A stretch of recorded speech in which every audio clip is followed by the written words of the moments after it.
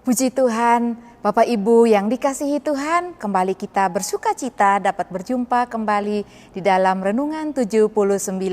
Kita masuk di dalam pembacaan dan perenungan kita di dalam Kitab Ayub. Dan hari ini kita akan merenungkan Kitab Ayub pasalnya yang ke-6 dan ke-7. Kita sama-sama melihat Ayub pasalnya yang ke-6 dan ke-7. Kita akan melihat dan membaca pasal 6 ayat 8 sampai ayatnya yang ke-10. Demikian bunyi firman Tuhan ayat 8 sampai 10. Orang yang memandang aku tidak akan melihat aku lagi. Sementara engkau memandang aku tidak ada lagi. Sebagaimana awan lenyap dan melayang hilang. Demikian juga orang turun dalam dunia orang mati dan tidak akan muncul kembali. Ia tidak lagi kembali ke rumahnya dan tidak dikenal lagi oleh tempat tinggalnya. Puji Tuhan, Bapak Ibu yang diberkati oleh Tuhan. Ini adalah ungkapan Ayub ya.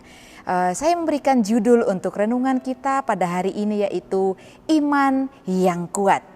Di mana kita membaca, mempelajari, merenungkan kitab Ayub ini merupakan suatu kisah yang luar biasa yang sangat panjang diceritakan di dalam kitab Ayub sendiri.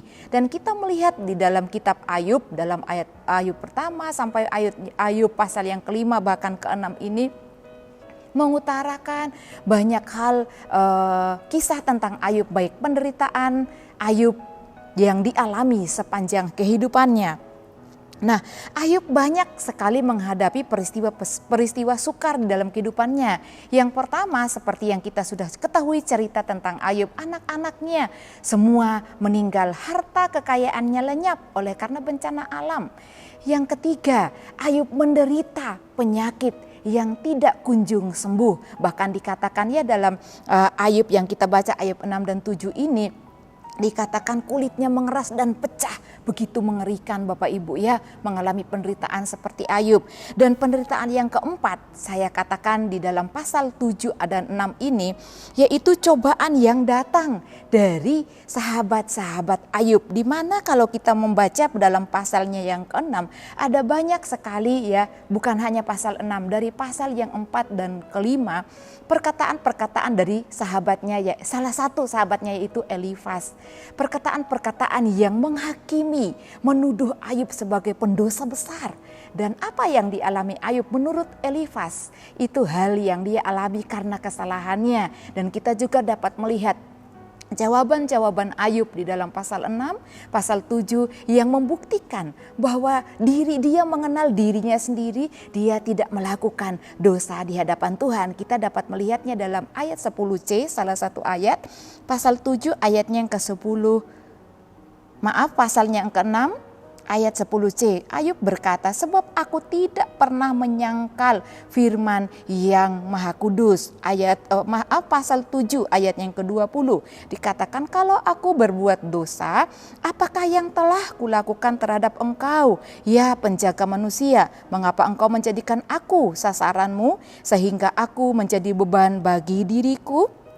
Ini adalah ungkapan Ayub, bahwa Ayub tidak bersalah dan saleh di hadapan Tuhan. Bahkan Ayub memberikan perkataan-perkataan, jawaban-jawaban yang sangat menohok teman-temannya kalau kita membaca dalam pasal 4 dan 5 Bapak Ibu ya. Nah, di dalam pasal 6 dan 7 ini kita akan belajar beberapa hal yang penting yang kita dapat lakukan bercermin dari pribadi Ayub. Nah, Bapak Ibu, yang pertama kita belajar dari pribadi Ayub. Ketika Ayub menghadapi teman-temannya yang seolah-olah menghakiminya, menuduhnya ya, menyudutkan Ayub ketika mengalami penderitaan. Yang pertama dari pribadi Ayub, Ayub tidak gampang goyah ya. Ayub juga tidak menyalahkan Tuhan. Bahkan Ayub tidak putus asa dan menolak percaya kepada Tuhan. Kenapa Bapak Ibu? Karena Ayub cukup mengenal pribadi Tuhan dan cukup mengenal kehidupannya secara pribadi, tentang hubungan pribadinya dengan Tuhan Allah. Nah, kita juga dapat melihat dalam pasal 6 ayat 8 sampai 10 tadi ya, Ayub merindukan kematian. Bapak Ibu, kerinduan Ayub tentang kematian ini berbeda dengan kerinduan pada umumnya bagi orang-orang lain. Mereka merindukan kematian supaya cepat terlepas dari penderitaan, supaya cepat bebas dari penderitaan. Tetapi tidak demikian dengan Ayub. Dia merindukan kematian ya, karena mengalami penderitaan, tetapi karena Ayub tahu bahwa di balik penderitaan ada kebahagiaan di dalam Tuhan. Bapak Ibu, kita melihatnya ya, ungkapan Ayub bahwa ada keindahan di balik kematian. Dalam pasal 6 ayat yang ke-10 tadi, kita kembali ayat pasal 6 ayat 10. Itulah yang masih merupakan hiburan bagiku. Bahkan aku akan melompat-lompat kegirangan di waktu kepedihan yang tak kenal belas kasihan. Sebab aku tidak pernah menyangkal firman yang Maha Kudus. Ayub katakan, aku akan melompat-lompat kegirangan. Mengapa Bapak Ibu? Karena Ayub tahu ada kebahagiaan di balik kematian. Dia ingin lebih dekat dengan Tuhan, meninggalkan tubuhnya yang fana. Bahkan di dalam ayatnya yang ke-16, pasal 6 ayat 7, pasal 7 ayat 16 dikatakan, saya bacakan pasal 7 ayat 16. Aku jemu, aku tidak mau hidup untuk selama-lamanya. Biarkanlah aku, karena hari-hariku hanya seperti hembusan nafas ya. Ayub juga mengungkapkan tentang kehidupan kita di dunia ini. Mengapa dia rindukan kematian? Saya katakan karena dia rindu untuk lebih dekat dan bersatu dengan Tuhan. Ia melepaskan tubuhnya yang fana. Di dalam pasal 7 ayat 1 dikatakan, dan itu merupakan jawaban Ayub kepada teman-temannya. Adalah suatu hal yang wajar ketika Ayub mengalami penderitaan yang Tuhan izinkan untuk dia alami. Karena manusia selama kita ada di atas bumi ini, di bawah kolong langit, kita akan mengalami pergumulan yang akan membawa kita untuk lebih mengenal Allah secara pribadi.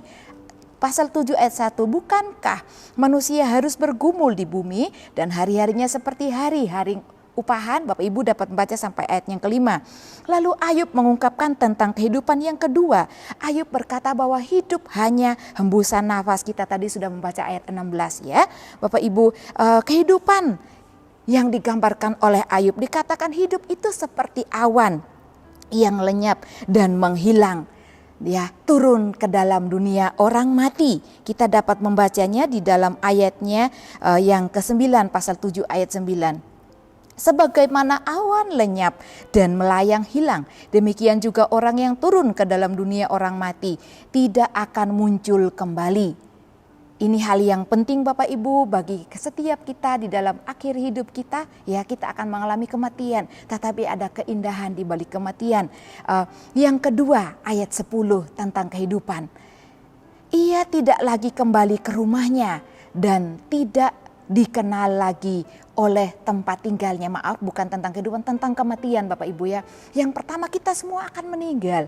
Yang kedua, yang pertama tadi tidak kembali ya ke rumahnya, yang kedua tidak dikenal lagi di tempat tinggalnya. Banyak orang Bapak Ibu ketika meninggal meyakini bahwa arwah atau orang itu masih kembali ke dalam rumahnya. Tetapi tidak demikian dijelaskan oleh firman Tuhan.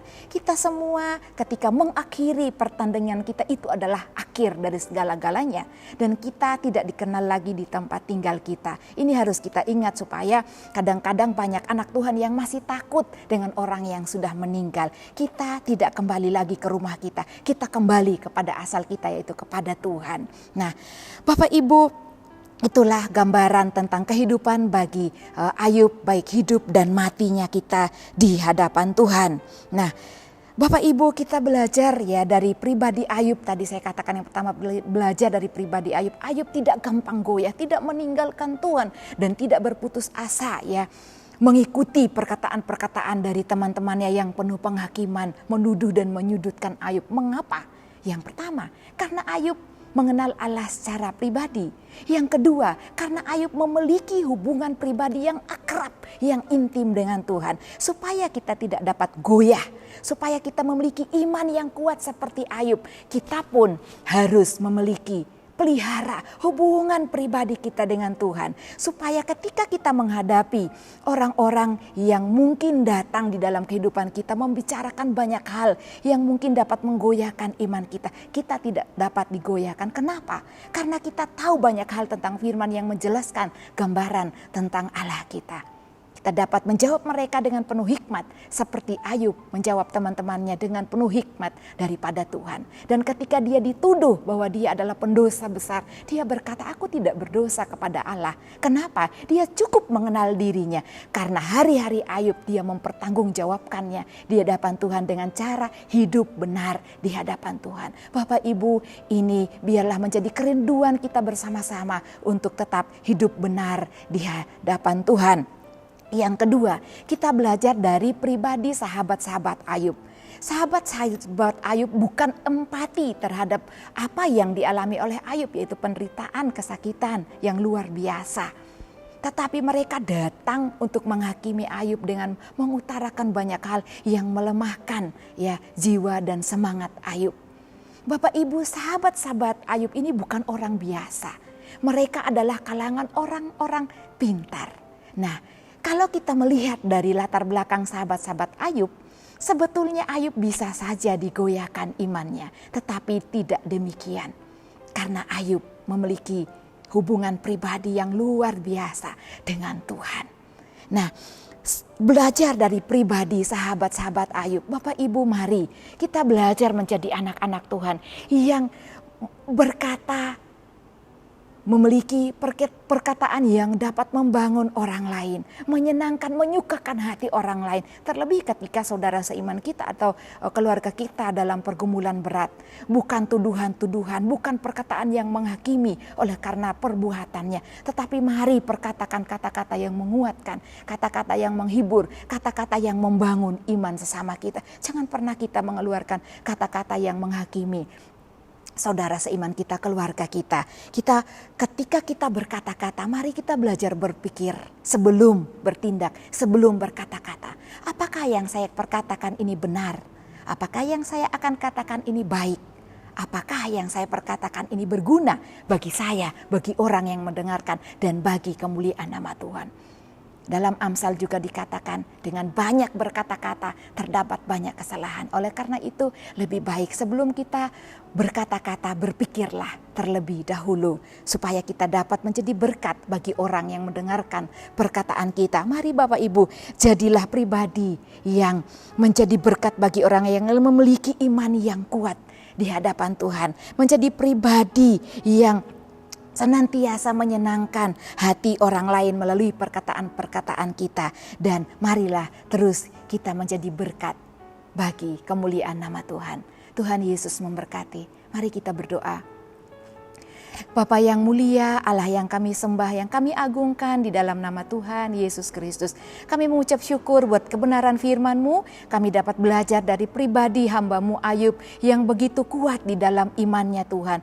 Dalam kondisi situasi apapun yang kami hadapi, Tuhan tolong kuatkan iman kami supaya kami tidak tergoyahkan. Mari Tuhan pimpin kami supaya kami memiliki pengenalan pribadi yang intim bersama Tuhan. Memiliki waktu untuk menggali dan mengenal firman-Mu supaya kami dapat mempertanggungjawabkan kehidupan kami di hadapan manusia, terlebih di hadapan Tuhan. Di dalam nama Tuhan Yesus Kristus kami berdoa mengucap syukur. Haleluya. Amin.